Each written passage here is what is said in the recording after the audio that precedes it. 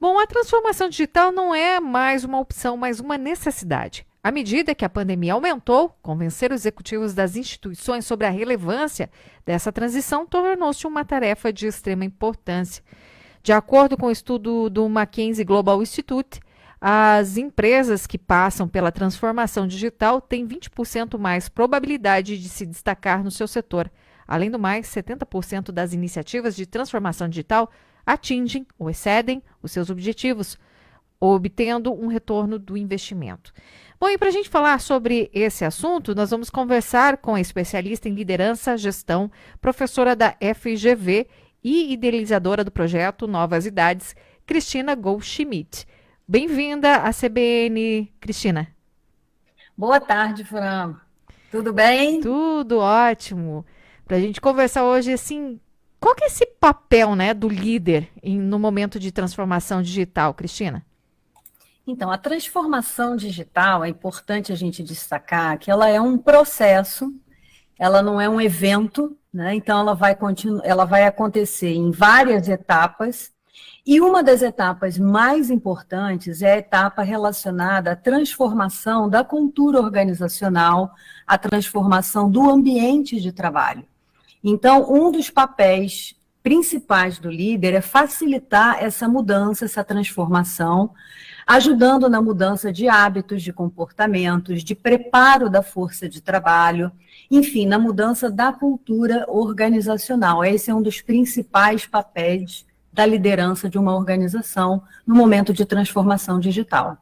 Bom, Cristina, é preciso, assim, promover essa transformação também com os colaboradores? Sim, em primeiro lugar, a gente precisa pensar, né, que transformação digital não é só trazer TI, tecnologia da informação, para dentro da empresa. Essa é uma das etapas, né? A gente precisa modernizar toda essa parte de tecnologia da informação, mas com foco em atender melhor o nosso cliente. A transformação digital, ela acontece sempre com foco no crescimento do negócio, né? Então, a gente precisa pensar por que a gente está fazendo a transformação digital. Esse é o primeiro passo. Como o meu negócio pode crescer, de que forma o meu cliente vai ser melhor atendido na transformação digital, como é que as dores do meu público podem ser melhor solucionadas com a transformação digital. Então, o primeiro passo é esse. Uhum. Bom, e a gente fala sobre esse primeiro passo e aplicar isso tudo. Tem outras formas da gente fazer isso também?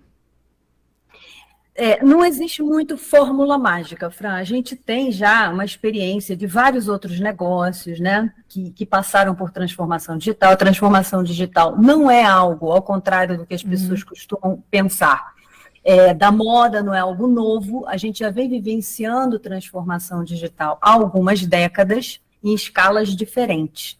Então, a transformação digital ela vem para resolver problemas das pessoas.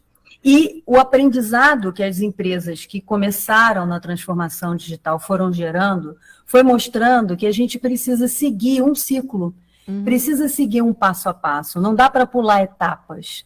Então, a gente precisa primeiro pensar nessa estrutura de tecnologia da informação que já está a serviço da empresa, se é que tem alguma, como é que a gente melhora isso, como é que a gente melhora os nossos processos internos, a nossa operação. Como é que a empresa, por dentro, ela começa a resolver os problemas dos clientes de forma mais rápida, de forma mais eficaz, trazendo um nível de satisfação maior para o cliente. Então, a gente tem que pensar em otimizar processos, em simplificar processos para que a gente atenda mais rápido, em racionalizar o trabalho dentro da organização.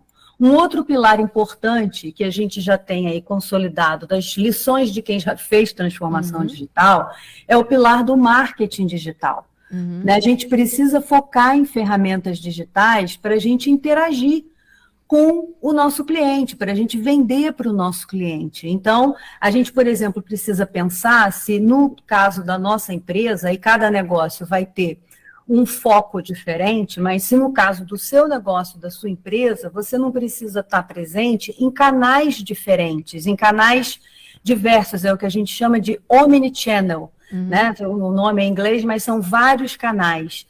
Então, quando a gente pensa em canais de venda, canais digitais, a gente tem que pensar se a gente vai precisar de uma estrutura com 1, 2, 3, 4 ou 5 canais, e como é que por dentro da organização eu vou me arrumar em termos de processos e ferramentas para atender melhor o meu cliente nesses canais. E a gente precisa considerar a etapa que é como se fosse assim uma coroação desses passinhos, né? Que é considerar as novas oportunidades que a transformação digital vai trazer. Porque quando a gente fala em transformação digital, a gente começa a abrir espaço para inovação dentro da empresa e a gente começa a abrir possibilidade de ter um maior acesso aos dados dos clientes, aos dados do mercado. Então, a gente consegue oferecer oportunidades para a própria organização ela cria oportunidades para melhorar o seu modelo de negócio, para construir novos produtos ou novos serviços, e assim ela consegue crescer, eventualmente até começando novos empreendimentos que ela não estava enxergando antes dela passar pela transformação digital.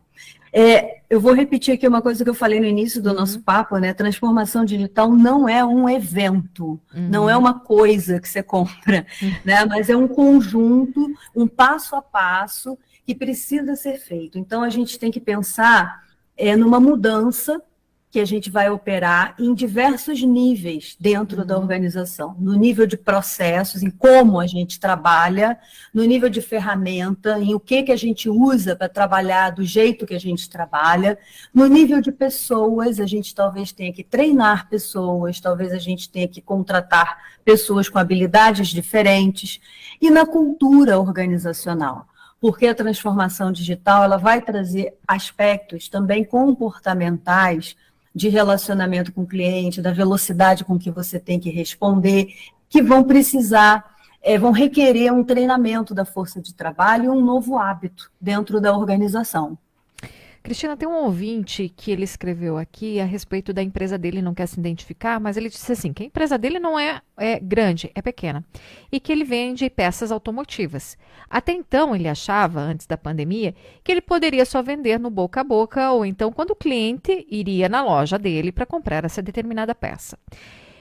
Um jovem que entrou nessa empresa, foi trabalhar com ele, mostrou que era possível ele expandir esse mercado. Então, ele está falando aqui que ele está concordando com tudo que você está falando, porque ele diz o seguinte, que este rapaz expandiu o comércio dele. O que ele vendia só em Cascavel, hoje ele consegue vender para outros estados e até mesmo dentro da cidade, através do marketing digital. Perfeito, olha aí, omnichannel, né? Foi a palavrinha que eu usei aqui. Ele descobriu que ele tem mais de um canal de venda que não é só o balcão da loja dele. Então, ele cria uma comunidade, por exemplo, numa rede social. Nessa comunidade, ele traz clientes mais assíduos, que têm maior necessidade para um grupo no WhatsApp, por exemplo, ou Telegram, todas essas ferramentas, né, que a gente até consome, Fran, quando a gente está comprando de negócios que já passaram por uma transformação digital. Tudo isso serve para quê? Para compor uma engrenagem que vai escalar o seu negócio. Você vê o caso, né, dessa pessoa que aí tem uma loja de peças, ela escalou o negócio dela sem precisar sair de Cascavel, sem precisar abrir mais lojas físicas. Então, a transformação digital, ela possibilita, ela permite que a gente pense em escala e que a gente pense até em outros serviços. Por exemplo, esse nosso amigo aí que, né, tem a loja de peças, ele eventualmente vai localmente poder vender serviços. Se ele for muito bom no serviço dele, ele começa a divulgar o serviço dele, daqui a pouco ele está treinando pessoas para fazer aquele serviço de instalar peça, né? E assim a gente vai crescendo, porque a gente também tem acesso a dados, e esses dados revelam as necessidades do nosso cliente. Quando a gente abre um negócio, a gente tem que pensar que a gente existe como empresa para resolver problemas. Resolver os problemas dos clientes, e que a gente não adivinha, a gente não sabe quais são eles. Então, se a gente tem um acesso para saber o que o meu cliente precisa, qual é o seu problema, qual é a sua dor, como eu posso te ajudar, eu acho que a gente tem que ir em direção a essas ferramentas, né? E aqui eu vou completar mais o que ele diz aqui, que, além disso, ele teve que expandir a empresa.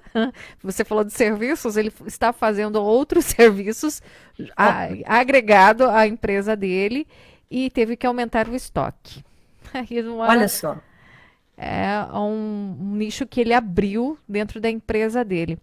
Bom, a gente falando sobre tudo isso, você falou a dor do cliente, né? Antigamente a gente às vezes procurava algum serviço que precisava, seja por um equipamento ou até mesmo na área de saúde. A gente vê muito essa mudança, né? Não sabia um especialista quem poderia procurar, ou às vezes esperava, né? Comentava com alguém que conhecia alguém que conhecia alguém que era lá de outro lugar. Aí você ia até aquela cidade e deslocava. Hoje não precisa mais disso. Ali no Google você colocou o teu problema, eles vai indicar aonde você pode procurar um melhor serviço. Com certeza, e você pode, inclusive, testar o Google, né? Você pode pegar a indicação do Google e acionar a sua rede de relacionamentos, que hoje também não está mais restrita aos seus vizinhos ou aos seus amigos do trabalho ou da família, simplesmente. Você pode ter uma rede de relacionamentos, por exemplo, que é no país inteiro, por causa das redes sociais. Então, o Google te dá dica, você testa, quem já usou, quem já consumiu, é bom, é ruim, o que você achou, não achou? Enfim, é barato, é caro, você tem acesso, o consumidor hoje, o cliente, ele tem muito mais acesso a várias possibilidades, muito mais acesso a testar a eficácia das soluções. Isso faz com que quem é dono de negócio, quem está ofertando serviço, precise chegar junto, né? Precise endereçar a resposta para esse nível de exigência também, né? E a gente vê na medicina, a gente tem a telemedicina hoje super avançada, possibilitando atendimento por meio de ferramentas como Meet, como Zoom, ou outras ferramentas já desenvolvidas próprias para isso. Eu não sou especialista nesse ramo, mas a gente sabe que existem já inúmeros processos e ferramentas testadas atendendo a medicina à distância, por exemplo.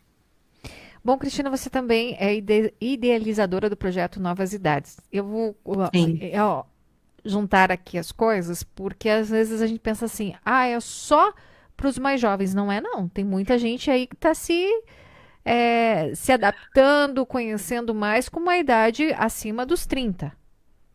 Sim, essa ideia que a gente tem, né, que na verdade isso é um estereótipo de que quem está mais velho é resistente a aprender coisas novas ou não conhece coisas novas, é uma ideia que já está ficando meio cafona, né, Fran? Porque a gente está envelhecendo como país.